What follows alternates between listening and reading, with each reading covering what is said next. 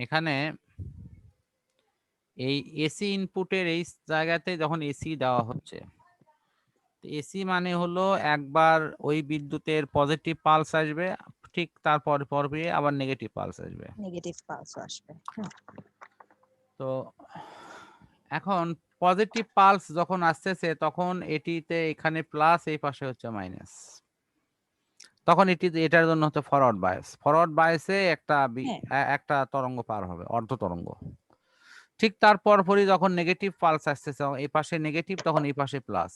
কারণ অল্টারনেটিভ কারেন্টে কিন্তু এটি হয়, একবার প্লাস আর একবার মাইনাস, আবার প্লাস আবার মাইনাস। হ্যাঁ হ্যাঁ অর্থাৎ এই যে তুমি যদি লেখচিত্র দেখো, এই যে তরঙ্গের একবার এই উপরের শেড প্লাস, পরের কিছুক্ষণ পরে আবার নিচের শেড মাইনাস, আবার উপরের হ্যাঁ শেড জি স্যার, প্লাস, আবার নিচের শেড মাইনাস। Minus negative. হ্যাঁ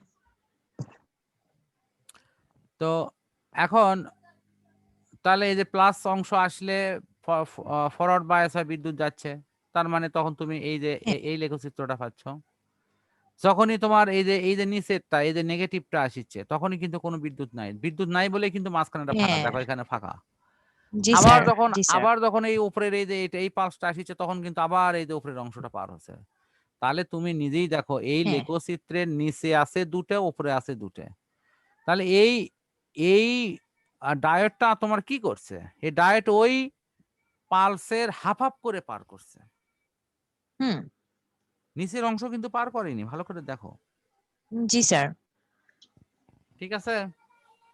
হ্যাঁ মানে তো এসির একটা পালস যখন ধনাত্মক পালস, তখন সেটা হচ্ছে যে পার করে দিছে, কিন্তু ঋণাত্মক পালসটা পার করেনি, ওই হ্যাঁ, পার জায়গাটা ফাঁকা। করেনি।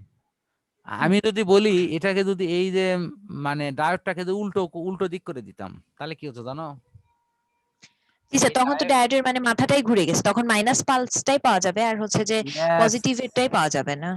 Yes, thank you. এটাই, এই যে ধরো একটা পালস বাদ দিয়ে মাইনাসটা পাবা, আবার একটা বাদ হুম দিয়ে হুম আবার মাইনাসেরটা পাবা, হ্যাঁ হ্যাঁ হ্যাঁ তখন আর জি স্যার। প্লাসেরটা পাবা না। জি স্যার, তাহলে এবার তুমি বুঝতে নিজে পারছি। দেখো, যে এই যে এসি, যেটা দুই দিকে যাচ্ছে, বিদ্যুৎ বিদ্যুৎ এই দিকেও যাচ্ছে, আবার বিদ্যুৎ এই দিকেও যাচ্ছে, এটার জন্যই তো হ্যাঁ এসি নাকি? হ্যাঁ হ্যাঁ ডিসি হ্যাঁ হলে তো শুধু একদিকেই যেত, ও সারা জীবন ওই একদিকেই যেত, ওর আর কখনো হ্যাঁ দিক মানে চেঞ্জ করা হতো না। জি স্যার। এসি আর ডিসির মধ্যে তো পার্থক্য এটাই, ঠিক আছে? এসি হুম আর ডিসির মধ্যে কিন্তু পার্থক্য এটাই, হ্যাঁ যে আমার মূলত বিদ্যুৎটা যেন একদিকে যায়। তো এখানে ডিসির যেহেতু জি একদিকে স্যার, যায়, এসির যেহেতু একদিকে যায় না, আর এটার কাজই হলো যে তাহলে এসি একমুখী করে বিদ্যুতের দেওয়া, ওই, হ্যাঁ, দুই দিকেরটা পার করবে না, একদিকেরটা পার করবে। একদিকেরটা পার করবে। এটাই হলো কৌশল, আর কিচ্ছু না। জি স্যার। আচ্ছা, এখন দেখো, তুমি হয়তো বলবা স্যার আমি এর বিবরণটা দিব কেমনে? তুমি এখন নিজে নিজে চিন্তা করো, দেখো তোমার মাথার মধ্যে কিন্তু এখন অনেকগুলো কথা কাজ করতেছে, তুমি নিজের থেকে এখন অনেক কিছুই মনে হয় জি স্যার, যে আমি এখন তো এখন আমি আসলে এখন এসিটা দেব। দেখো, জানতে। তুমি মানে এখানে নতুন করে মুখস্থ করার কিচ্ছু নাই, নিচেরটা রিডিং পড়লে যে ওটা মুখস্থ করবো তা কিন্তু না। রিডিং পড়তে বলতেছি বোঝার জি জন্য, স্যার, যে আমি জি যখন স্যার। এসি, যখন এই পজিটিভ পালস আসতেছে, তখন ওখানে ফরওয়ার্ড বায়াস সৃষ্টি হচ্ছে, তখন আউটপুটে প্রবাহ যাচ্ছে, ফলে আউটপুটে একটা ভোল্টেজ ড্রপ হবে। ভোল্টেজ কেন ড্রপ হবে? মানে ভোল্টেজ, আউটপুটে ভোল্টেজ পাওয়া যাবে, সে ভোল্টেজটা ড্রপ হবে কার মধ্যে? ওই আর এর মধ্যে। আর মানে ওদের হুম লোড রেজিস্ট্যান্স, ঠিক আছে? এখন হ্যাঁ এই যে লোড রেজিস্ট্যান্স, আমি যে ভাষাটা ব্যবহার করছি, এটি মনে মনে ভাবো এটি টিভি হতে পারে, এটি তোমার ফ্যান হতে পারে, এটি ফ্রিজ হতে পারে, এটি একটা লাইট হতে পারে, এগুলোকে লোড রেজিস্ট্যান্স হুম বলা হয়। যে কোনো যন্ত্রই এক একটি রেজিস্ট্যান্স। এই যে তোমাদের যে বিভিন্ন রেজিস্ট্যান্স যে মানে বিভিন্ন বর্তনী সলভ করে নেওয়া হয়, এটি কেন করা হয়? এগুলো সবগুলোই একটি যন্ত্র। হ্যাঁ হ্যাঁ জি নর্মালি স্যার। রেজিস্ট্যান্স যে তোমার থেকে কেন অঙ্ক করে নেওয়া হবে? রেজিস্ট্যান্স দিয়ে অঙ্ক করার কি কোনো, ওগুলো সবগুলোই এক একটি যন্ত্র। যন্ত্র। তুমি একটা কম্পিউটার ব্যবহার করছো, ওটা একটা রেজিস্ট্যান্স। ও রেজিস্ট্যান্স যদি খুব বেশি হয়, তাহলে তার পাওয়ার কম হবে। কেন হুম পাওয়ার কম হবে? হয়তো বলবো স্যার কেন? তুমি সূত্রে ফেলো, কারণ বিদ্যুৎ কম যাবে তো। P is equal to I square, আর না? হুম তো রোধ বেশি হলে আই এর পরিমাণ কমে যাবে। হ্যাঁ মনে করো একটা যন্ত্রে রোধ হলো তোমার আহ 5 ওহম, হুম প্রবাহ যায় হয়তো 20 অ্যাম্পিয়ার। তাহলে তার পাওয়ারটা কত? পাওয়ারটা কিন্তু তুমি নিজে বের করতে পারো। I স্কয়ার হ্যাঁ I স্কয়ার R, তাহলে I স্কয়ার মানে ওই 20 কে I স্কয়ার করলে 400 হচ্ছে, আর এখানে 5 দিয়ে গুণ করলে 2000, হ্যাঁ 2000 হচ্ছে। 2000 ওয়াট হচ্ছে। হ্যাঁ এখন যদি তুমি উল্টোটা করো যে রোদ বাড়িয়ে দিলে 10 করলে প্রবাহ কমে চলে আসলো তোমার হলো 5 অ্যাম্পিয়ার। তার 5 5 25 গুণন 10 25 গুণ 250 হয়ে গেল। 250। খুবই দেখছো কম। খেয়াল করে? রোদ বেড়ে জি গেলে স্যার। যে রোদ বেড়ে গেলে যে তোমার পাওয়ার কমে যায়, এটা এখন বুঝছো? জি স্যার। বিষয়টা কিন্তু হ্যাঁ আমাদের আমরা কিন্তু বুঝি উল্টোটা। আমরা ভাবলাম রোদ বেড়ে গেল তো মনে হয় ঝামেলা হলো। আসলে ওই যন্ত্রের রোদ বেশি বলি তো আর পাওয়ার কম।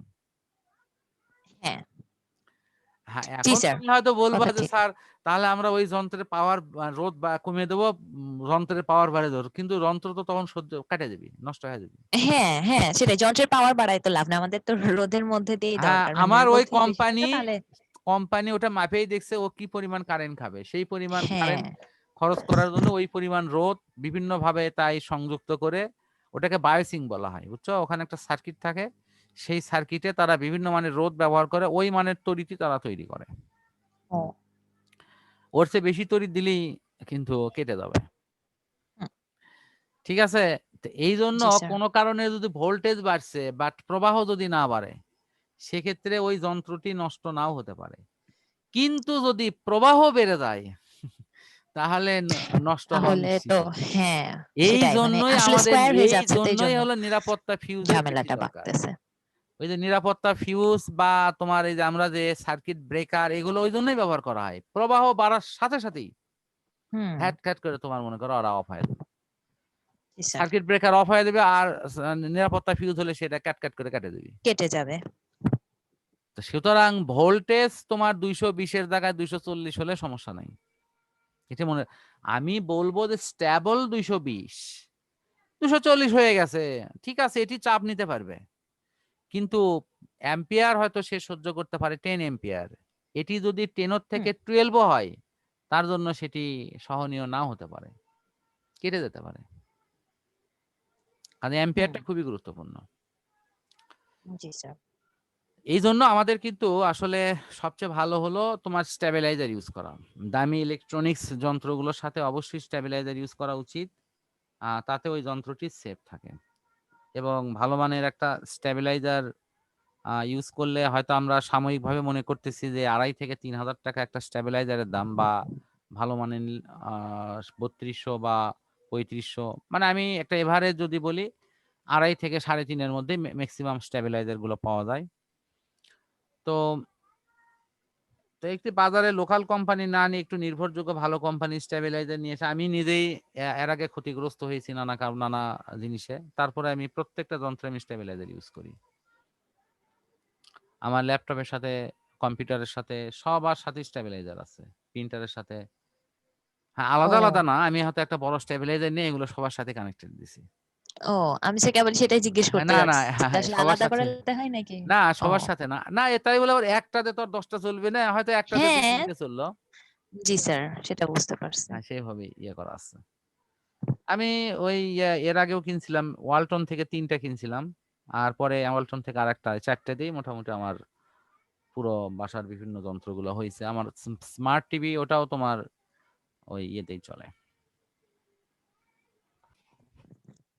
এই এখানে এই রকম যে জায়গাটা আছে একটু দেখো, এখানে যদি তুমি আর একটা ইয়ে লাগাও, মানে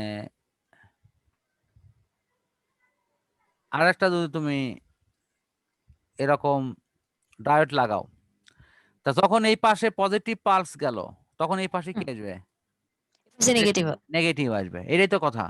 আসুক, হ্যাঁ সমস্যা নাই। এখন দেখো, এখন লেখচিত্রটা কেমন হবে? পজিটিভ ওই পাশে গেছে, তো এক পালস পার হলো, তখন এখানে হ্যাঁ নেগেটিভ, তখন এই দিক দিয়ে পার হলো না, কোনো সমস্যা নাই। কিন্তু পরক্ষণে কি হবে? পরক্ষণে নেগেটিভ যখন আসবে, নেগেটিভ নেগেটিভ মানে কি, এই দিয়ে। পাশে যখন নেগেটিভ, তখন এখানে কি হবে? এখানে পজিটিভ হবে না? হ্যাঁ হ্যাঁ হ্যাঁ হ্যাঁ হ্যাঁ হ্যাঁ জি স্যার। তখন কিন্তু আবার দেখো এই দিক দিয়ে ঠিকই পার হবে। ও আচ্ছা, মানে হ্যাঁ দুই দুই পাশে দুইটা ডায়োড লাগাইছে। তা দুই বারে দুই হ্যাঁ ডাট লাগলে হ্যাঁ তাহলে তাহলে তাহলে এটা অর্ধ তরঙ্গ না হয়ে তখন কি ফুল তরঙ্গ হবে না? পূর্ণ তরঙ্গ পাওয়া যাচ্ছে। এই দেখো হ্যাঁ পূর্ণ তরঙ্গ। দেখছো? পড়াটা জি এরকম স্যার। বেসিক করতে হবে। কোনো কঠিন পড়া না তো। আচ্ছা দেখো, খুব মজার জিনিস কিন্তু আমি ইলেকট্রনিক্স খুব মজা করেই পড়ি, যেটাই বলো। মানে আমার এই দেখো, এই যে আমি এখন নিচে ছবি মিলাই নাও। আচ্ছা, এখানে একটা জিনিস আছে, এই জায়গাটা একটু বুঝতে হবে তোমার। এই যে এখানে একটা ট্রান্সফরমার ব্যবহার করা হয়েছে, এটার কিন্তু একটা হ্যাঁ কারণ আছে। কারণটা হলো কি, যে মনে করো ম্যাক্সিমাম যে যন্ত্র, ম্যাক্সিমাম হুম, মানে যে প্রথম যে সার্কিটটা আঁকানো হচ্ছে ওটা হলো তোমার হলো বোঝানোর জন্য। ওটা কিন্তু ওই ধরনের সার্কিট কিন্তু মূলত আর তেমন কোথাও ব্যবহার হয় না। ওটা হলো তোমাকে আসলে তো একটা জিনিস শুরু তো বোঝানো লাগবে। যেমন জি স্যার, তুমি মানে বেসিক শিখছিলে, যে অংশটা যেটা আর হ্যাঁ কি হ্যাঁ হ্যাঁ, তুমি সেটা। শিখছিলে ক, ওই যে ক তে আকার, ক আকারে কা। এখন ক আকারে কা দিয়ে তো আর কিছু হয়নি। হ্যাঁ তোমাকে ক আকারে কার সাথে ক আকারে কা নিয়েই কাকা বানান লাগছে। যখন হুম তুমি কাকা বানান শিখছো তখন আর কিন্তু ওই এগুলো আর করা লাগেনি। এটা জি হলো স্যার। শুরুর ব্যাপারটা হলো ওইটা। আসলে মূলত যন্ত্রের মধ্যে এই ধরনের রেকটিফায়ার একটা আর একটা ব্রিজ রেকটিফায়ার আছে, এই দুই ধরনের রেকটিফায়ার বেশি ব্যবহার হয়। তো এই রেকটিফায়ার গুলো এই যন্ত্রের মধ্যে কেন ব্যবহার করা হয়, এর কারণটা হলো, দেখো এসি ইনপুট হচ্ছে তোমার, এসির যে ইনপুট হুম এটি হচ্ছে 220, হ্যাঁ ঠিক আছে? স্যার। এসির ইনপুট হলো 220, তাহলে আমার তো যন্ত্র 220 নেবে না।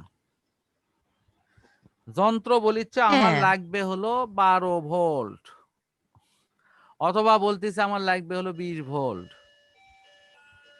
অথবা বলতেছে লাগবে আমার 24 ভোল্ট। মানে ওই যন্ত্রটা যে কোম্পানি বানাইছে সেই কোম্পানির টেকনিশিয়ান ওই যন্ত্রটাকে সচল করার জন্য যত ভোল্ট তিনি নির্ধারণ করে ওই যন্ত্রটার সার্কিট ডায়াগ্রাম তৈরি করছেন, ঠিক সেই মানের ট্রান্সফরমার এখানে ব্যবহার করা হয়। আমি মানে একটা হিসাবের সুবিধার্থে বলতেছি যে হুম, ম্যাক্সিমাম যন্ত্রগুলোতে ভিতরে আছে 12 ভোল্ট আছে, কথা বুঝছো কি?